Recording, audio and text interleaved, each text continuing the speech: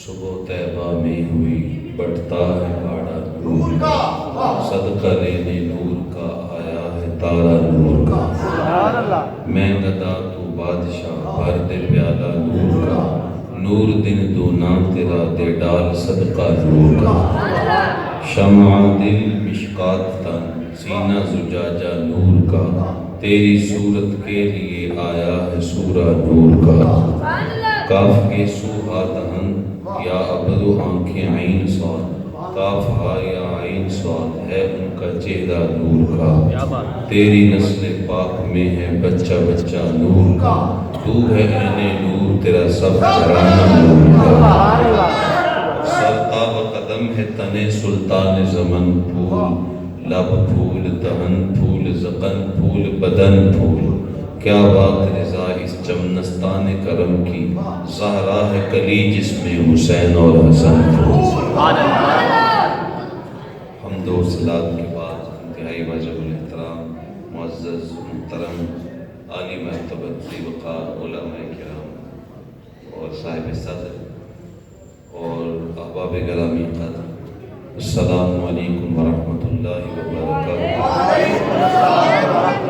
آج کی بابرکت محفل جو کہ ذکر رسول اور ذکر میلاد رسول صلی اللہ علیہ وآلہ وسلم کی عنوان سے انعقاد پذیر ہے، اور محترم ہمارے مرحوم امن نواز صاحب ان کے سال ثواب کے لیے ان کے بیٹوں نے اس کا انعقاد کیا ہے۔ دعا ہے اللہ تعالیٰ جل شانہ مرحوم کو کروٹ کروٹ جنت کی بہاریں عطا فرمائے، اور ہمارا یہاں پہ مختصر وقت کے لیے مل بیٹھنا اپنی بارگاہ میں قبول فرمائے۔ تو ہم رسول اللہ کے ذکر کے لیے یہاں پہ جمع ہوئے ہیں، اور حضور کا ذکر ازل سے شروع ہوا ہے، تاب ابد جاری رہے گا، اور یہ ذکر ایسی کستوری ہے جوں جوں چھڑتا ہے ماحول کو معطر کر دیتا ہے۔ اور یہ ذکر آقا کریم صلی اللہ تعالی علیہ وآلہ وسلم کا میرا محتاج نہیں ہے، آپ کا محتاج نہیں ہے، ہم اس ذکر کے محتاج ہیں۔ حضرت حسان بن ثابت بولے ما ان مدحت محمدا بمقالتی ولکن مدحت مقالتی بمحمدی، میں حضور کی تعریف اس لیے نہیں کرتا کہ حضور کی تعریف بڑھ جائے گی، میں تو تعریف اس لیے کرتا ہوں کہ حضور کی تعریف سے میرے لفظوں کو چار چاند لگ جائے گی۔ اور پھر یہ ذکر میری سعادت ہے، آپ کی سعادت ہے۔ اگر ہم نہیں کریں گے تو رسول اللہ کے ذکر کو تو خود رب ذوالجلال بلند فرماتا ہے، میں بارفعنا لک ذکرک، محبوب تیرے ذکر کو تو میں اپنے ذمہ کرم میں لیتا ہوں، میں خود بلند کروں گا۔ جدا ذکر خدا بلند کرے، کیڑا جمع اس نو بند کرے، اس ذکر دا حافظ آپ خدا پڑھو لا الہ۔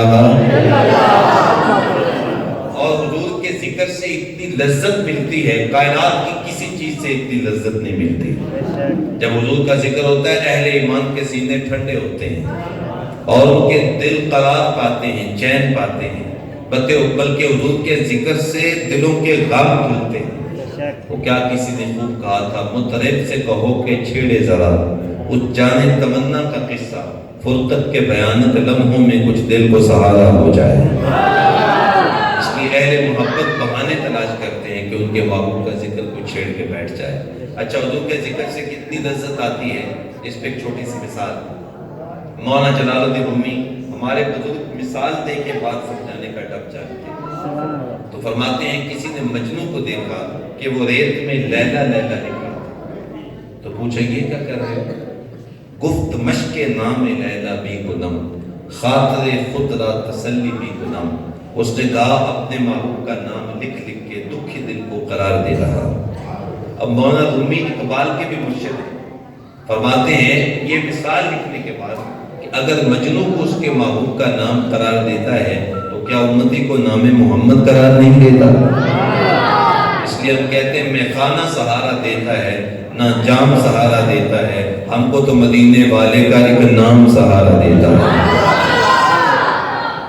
اب یہ ذکر جاری ہے، قرآن مجید میں بھی جاری ہے، احادیث میں بھی جاری ہے۔ آئیے میں نے آپ کے سامنے ایک آیت نور پڑھی، اس کا ترجمہ کرتے ہیں۔ فرمایا قد جاءکم من اللہ نور، لوگوں تمہارے پاس اللہ کا نور آ گیا ہے۔ تمہارے پاس اللہ کا نور آ گیا، اللہ کا اجالا آ گیا، آقا کریم صلی اللہ علیہ وسلم کی آمد کا اظہار کیا۔ اب نور کی دو صورتیں ہیں، ایک نور وہ ہوتا ہے جو آنکھوں سے نظر آتا ہے، اس کو نور حسی کہتے ہیں، ایک ہوتا ہے نور معنوی۔ نور حسی، اب دیکھیں یہ لائٹیں جل رہی ہیں، آپ بھی لائٹوں کو دیکھ رہے ہیں، میں بھی دیکھ رہا ہوں، یہ ہماری آنکھوں سے ہمیں نظر آ رہا ہے، اس کو نور حسی کہتے ہیں۔ اگر باہر آپ نکلیں تو آپ کو چاند کی روشنی نظر آئے گی، تو چاند کی روشنی آنکھوں سے نظر آتی ہے، اس لیے اس کو نور حسی کہا جاتا ہے۔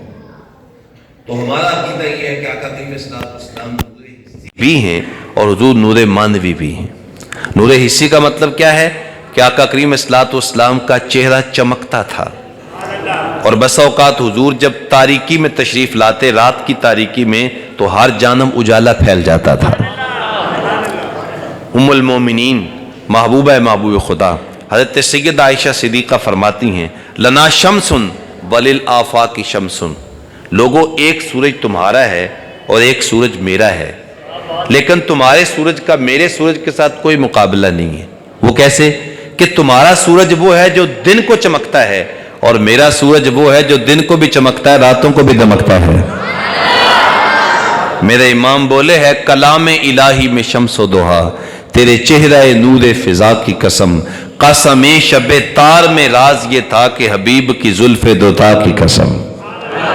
حضرت جابر بن سمرہ کی بھی سن لیجئے رضی اللہ تعالیٰ عنہ، وہ فرماتے ہیں، میں رات کے وقت حضور کے کاشان اقدس میں حاضر ہوا، میں نے دیکھا کہ حضور نے سرخ جوڑا پہنا ہوا ہے اور ماہ استراحت ہیں، اور حضور کا چہرہ چمک رہا ہے، اور جب میں نے اوپر آسمان کی جانب دیکھا تو چاند بھی چمک رہا تھا۔ اب میں کبھی چاند کو دیکھتا ہوں، کبھی آمنہ کے لال کو دیکھتا ہوں، میرے لیے الجھن پیدا ہو رہی تھی کہ حضور کے چہرے کی چمک زیادہ ہے یا چاند کے چہرے کی چمک زیادہ ہے، مجھ سے فیصلہ نہیں ہو پا رہا تھا۔ لیکن آخر میں جو میں نے فیصلہ کیا وہ کیا تھا؟ جامع ترمذی کی روایت ہے، علماء سے پوچھ لیجئے، فرماتے ہیں فَإِذَا هُوَ أَحْسَنُ عِنْدِي مِنَ الْقَمَرِ، کہ آقا کریم صلی اللہ علیہ وسلم کا چہرہ چاند کے چہرے سے کہیں زیادہ خوبصورت تھا، اس لیے کہ چاند کے چہرے پہ داغ ہے۔